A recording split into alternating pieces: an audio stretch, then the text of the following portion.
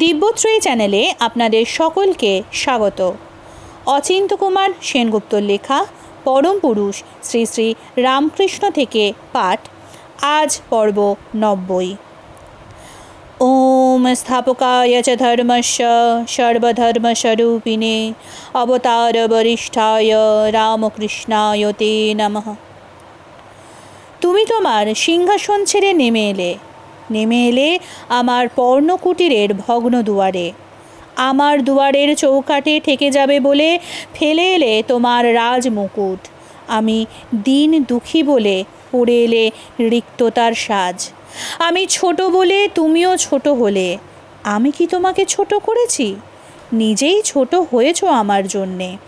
আমি দুর্বল বলেই সুলভ হয়েছ, ভঙ্গুর বলেই হয়েছ সুকমল। নইলে তোমাকে ধরি কি করে, রাখি কি করে বুকের নিবিড়ে? কিন্তু ছোট হয়ে শুনতে চাও তুমি বড় কথা, আমার ছোট মুখের বড় কথা। সে কথাটার নাম ভালোবাসি। তোমাকে ভালোবাসতে পারলেই বিশ্ব সংসার ভরে উঠবে, ঘুচে যাবে সব ঘর গড়া ব্যবধান। এইটিই বড় কথা। এইটি শোনবার জন্যে ছোট হয়ে কাছে এসেছো, ছোট হয়েছ বড় করবার জন্যে। রিক্ত সেজেছ মুক্তির পথ দেখাতে। তুমি ভিখারি শিব, ভস্য মাখা, হাড়ের মালা গলায় দোলানো। তুমি নিষ্কিঞ্চন বলেই তো প্রবঞ্চিতের বন্ধু, সরল বলেই তো ডাক দিয়েছ সহজ হতে। কিন্তু এ কেমন তর শিব, কেমন তর সাধু, থেকে থেকে কেবল হাত পাতে, কেবল খেতে চায়। 2 পয়সার দেদো সন্দেশ কিনে দক্ষিণেশ্বরে এসেছে অঘরমণি, থাকে কামারহাটিতে দত্তদের ঠাকুরবাড়ির দক্ষিণের কোঠায়। রাধাকৃষ্ণের মন্দির, নিজের হাতে ভোগ রাধে অঘরমণি। কলা পাতায় করে গোপালের জন্য ভোগ সাজায়। গঙ্গা জলের ছোট গ্লাস পাশে রেখে পিঁড়িপাতে সামনে, এসো বসো খাও আহ্বান করে গোপালকে। 2 পয়সার দেদো সন্দেশের জন্যই হাত বাড়ায় রামকৃষ্ণ। বলে, কই কি এনেছো আমার জন্যে, দাও। ও কি ঢাকছো কেন আঁচলে? ছি ছি, অমন রথ সন্দেশও কেউ চায় হাত বাড়িয়ে? লজ্জায় পিছিয়ে গেল অঘরমণি। কত ভালো জিনিস এনে খাওয়াচ্ছে ভক্তেরা, কত তবক দেওয়া, কতবার রাংটা জড়ানো। অঘরমণির যেমন অদৃষ্ট, 2 পয়সার দেদো সন্দেশের বেশি জোটেনি। তা লুকিয়ে এনেছি আঁচলের তলায়। একেবারে আশা মাত্রই খেতে চাওয়ার কি হয়েছে? একটু রয়ে শোয়ে ধীরে সুস্থে চাইলেই তো হয়। দাও না গো, এনেছো তো লুকোচ্ছ কেন? কুণ্ঠিত ভঙ্গিতে সন্দেশগুলো বের করে দিল অঘরমণি। তুচ্ছ জিনিস নিয়ে এসেছি তোমার জন্যে, কিন্তু তুমি কি আমার নৈবেদ্যের দৈন্য ধরবে? দেখবে নাকি আমার নিবেদনের ভাবটি? তুমি কি ভাবে নও, তুমি কি উপকরণে? স্বচ্ছন্দে মুখে পুরল সেই দেদো সন্দেশ। সানন্দে খেতে লাগলো রামকৃষ্ণ। বললে, তুমি গরিব মানুষ, পয়সা খরচ করে বাজার থেকে সন্দেশ আনা কেন? 9 বছরে বিয়ে হয়েছিল, 13 বছরে বিধবা হয়েছে। অল্প কিছু ধান জমি পেয়েছিল শ্বশুর ঘর থেকে, বিক্রি করে তারই সামান্য আয়ে দিন চালায়। দিন কি আর চলে? দিন না চলে তো মনও চলে না। মন অচল হয়ে পড়ে থাকে বিগ্রহের পাদমূলে। গোপাল মন্ত্রে দীক্ষা নিয়েছে অঘরমণি। সমস্ত সৃষ্টির যে সম্রাট, তাকে সে সন্তান রূপে কাছে টেনেছে। দিন কাটাচ্ছে শুধু মন্দিরের তদারকে। ফুল তুলছে, মালা গাঁথছে, চন্দন বাড়ছে, বাসন মাজছে, ঝাঁটপাট দিচ্ছে। তারপর কোনো রকমে নিজের স্নানাহার সেরে বাকি সময় শুধু জপযজ্ঞ, শুধু মানস ও নাম গুঞ্জন। এমনি 1 দিন নয়, একটানা 30 বৎসর। নারকেলের নাড়ু করবে তিনি নিজের হাতে, তাই আনবে 2-1টা। কিন্তু এতেও তো বিশেষ আগ্রহ নেই রামকৃষ্ণের। বললে, যা নিজের জন্যে রাঁধো তারই থেকে কিছু নিয়ে এলেই তো ভালো হয়, কী রেঁধেছিলে আজ? লাউ শাকের চচ্চড়ি না আলু বেগুন বড়ি দিয়ে সজনের খাড়ার ঘ্যাঁট? তাই নিয়ে এসো না দু একদিন, তোমার হাতের রান্না খেতে বড় স্বাদ যায়। কেবল খাওয়া আর খাওয়া, এছাড়া সাধুর কি আর কোনো কথা নেই? দত্তগিন্নি খুব ভালো সাধুরই খোঁজ দিয়েছে, যা হোক। গোপাল গোবিন্দর কথা নেই, শুধু এ খাই না ও খাই। দূর চাই, আর আসবো না। আমি অনাথ কাঙাল লোক, কোথায় পাবো অত ভোজনের পরিপাট্য? নিজের পেট চলে না, এখন আবার অতিথি খাওয়াই। তাও যে অতিথি দুয়ারে এসে দাঁড়ায় না, দূর থেকে বসে হুকুম দেয়, দরকার নেই অমন আদিক খেতায়। কিন্তু কি হলো অঘোরমণির? কদিন যেতে না যেতেই চচ্চড়ি রেঁধে হাজির হলো দক্ষিণেশ্বরে। দাও দাও, কি এনেছো বাটিতে করে? লাউ শাক না সজনে খাড়া? হাত বাড়িয়ে বাটিটা টেনে নিল রামকৃষ্ণ। কোনো রকমে ভূমিকা না করে খেতে লাগলো রসিয়ে রসিয়ে। বললে, আহা কি রান্না, সুধা সুধা। অঘোরমণির চোখে জল এলো। কি এমন রেঁধেছি? সাধু একেবারে স্বাদে গন্ধে গদগদ হয়ে উঠেছে। কি করুণা এই সাধুর! দরিদ্র বলে উপেক্ষা করল না। সাধারণ ব্যঞ্জনে কি অসাধারণ ব্যঞ্জনা পেল না জানি। এমন একটি মশলা এসে মিশেছে যা বাজারে কেনা যায় না। সেটি হৃদয় রসের পাঁচফোড়ন, ভক্তিপ্রীতির সম্বরা। যতই খায় ততই শুধু খাই খাই, এটা আনো ওটা আনো, এটা রাঁধো ওটা রাঁধো, আর কোনো প্রসঙ্গ নেই। শুধু ভোজন বিলাস, শুধু নোলার সকসকানি। অনেক সাধু দেখেছি জীবনে, কিন্তু এমন পেটুক সাধু দেখিনি। এ তুমি আমাকে কোথায় এনে ফেললে? গোপালের কাছে মনে মনে কাঁদে অঘোরমণি। এমন সাধুর কাছে আনলে যার খাওয়া ছাড়া আর কথা নেই, ধর্মকর্মের ধার ধারে না, যেন খাওয়াই পরমার্থ।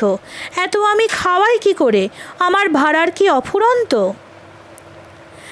রাত ৩টের সময় জপে বসেছে অঘোরমণি। জপ সেরে প্রাণায়াম শুরু করেছে। কে একজন তার পাশে এসে বসল।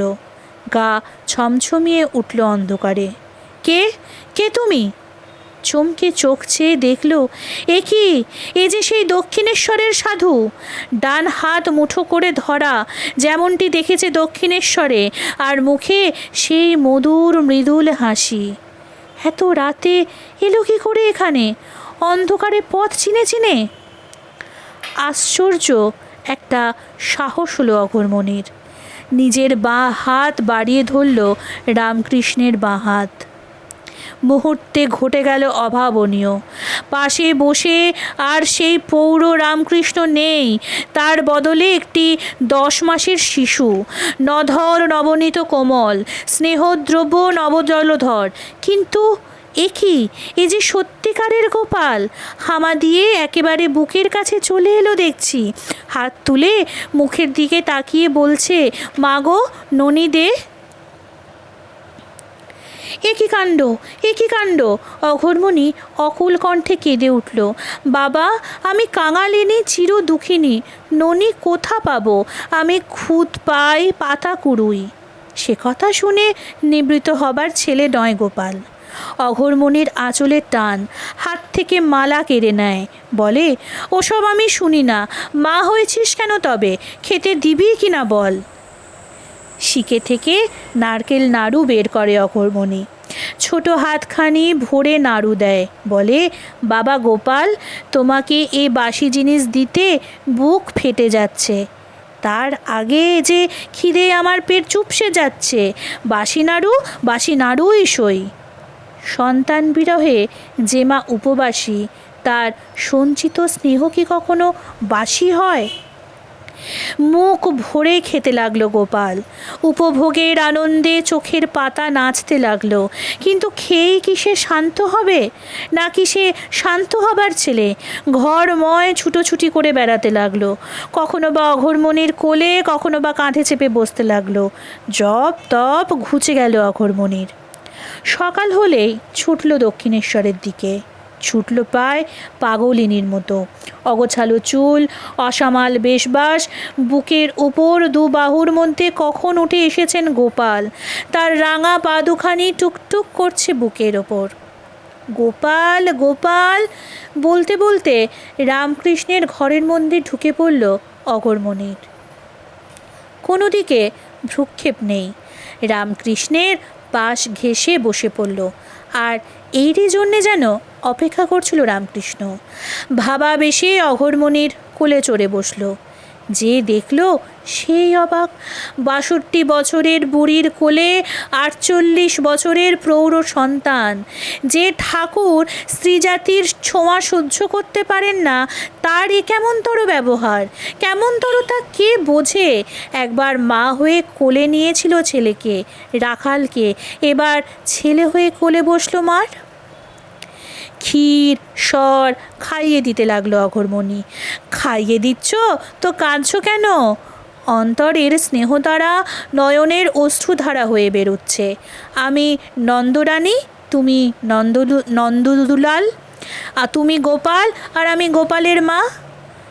ভাব সংবরণ করে সরে বসল রামকৃষ্ণ। কিন্তু গোপালের মার আর ভাব থামে না। ছেলে সরে বসে, কিন্তু মার স্নেহভাবের কি ইতি আছে? সে ভালোবাসায় কি ভাটা পড়ে? সেখানে শুধু জোয়ারের জল, শুধু ঢেউয়ের পর ঢেউ। তাই ঘরময় নাচতে লাগলো অঘোরমণি, আর গাইতে লাগলো, ব্রহ্ম নাচে, বিষ্ণু নাচে, আর নাচে শিব। দেখো দেখো, আনন্দে ভরে গেছে, গোপাল লোকে চলে গেছে গোপালের মা, বললে রামকৃষ্ণ। এই যে গোপাল আমার কোলে, এই যে আবার তোমার ভেতর। নৃত্যের আর বিরাম নেই অঘোরমণির। আয় রে গোপাল বেরিয়ে আয়, আয় রে আমার কঠিন কোলে। এবার ছেলের হাতে কিছু খাও গোপালের মা, ছেলের ভালোবাসার কিছু স্বাদ নাও। নিজের হাতে খাইয়ে দিল রামকৃষ্ণ।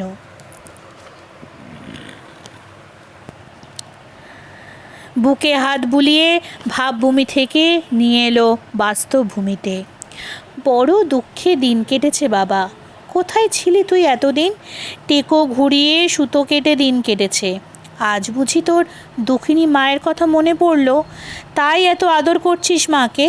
বল, যখন একবার তোকে কোলে পেলাম, আর তুই যাবি না কোল ছেড়ে? রামকৃষ্ণ এখন নিজেই রামলালা।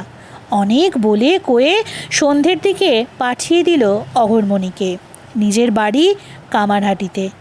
কিন্তু যখনই পথে নেমেছে, গোপাল কখন ছুটে এসে দিব্যি কোলে চড়ে বসল। তা বসেছিস বস, বুকে করে নিয়ে যাচ্ছি বাড়ি। কিন্তু বাড়ি এসে তুই কী রঙ্গ শুরু করে দিলি? এ কি, আমাকে আজ তুই জব করতে দিবি না দুষ্টু ছেলে? বেশ, তাই করব না জব, মালার থলে গঙ্গা জলে ফেলে দেবো। কিন্তু এখন তুই কি চাস বলতো? এই তো দেখছিস আমার বিছানার চিড়ি, শুকনো তক্তপোষের ওপর ছেঁড়া মাদুর পাতা, নরম বিছানা বালিশ আমি পাবো কোথায়? শুবি তো শো এই শুকনো কাটে। শুয়েছে বটে, কিন্তু গোপালের স্বস্তি নেই, খুঁতখুত করতে লেগেছে। দুধের শিশুকে কি তার মা এমন কঠিন বিছানায় শুতে দেয়? বালিশ নেই, তোষক নেই, এ কি নিষ্ঠুরতা! বাবা, আজ এরকমই শো, কাল কলকাতায় গিয়ে নরম বিছানা করিয়ে দেব। বা বাহুর বালিশে গোপালের মাথা রেখে ঘুম পাড়ালো গোপালের মা। মাতৃ অঙ্গের স্নেহ স্পর্শ পেয়েছে, আর কি চাই গোপালের? অঘোরে ঘুমিয়ে পড়ল। অঘোরমণিকে দেখিয়ে রামকৃষ্ণ বললে, এ খোলটা কেবল হরিতে ভরা, হরিময় শরীর। মাথা থেকে পা পর্যন্ত হাত বুলিয়ে দিলে। শিশু যেমন মাকে আদর করে, তেমনি পায়ে হাত দিয়েছে বলেও চমকালো না গোপালের মা। ছেলে যদি পায়ে হাত দেয়, মা কি চমকায় না প্রসন্ন হয়ে আশীর্বাদ করে? সেদিন বাড়ি ফেরবার সময় মাকে অনেকগুলি মিছরি দিলে রামকৃষ্ণ।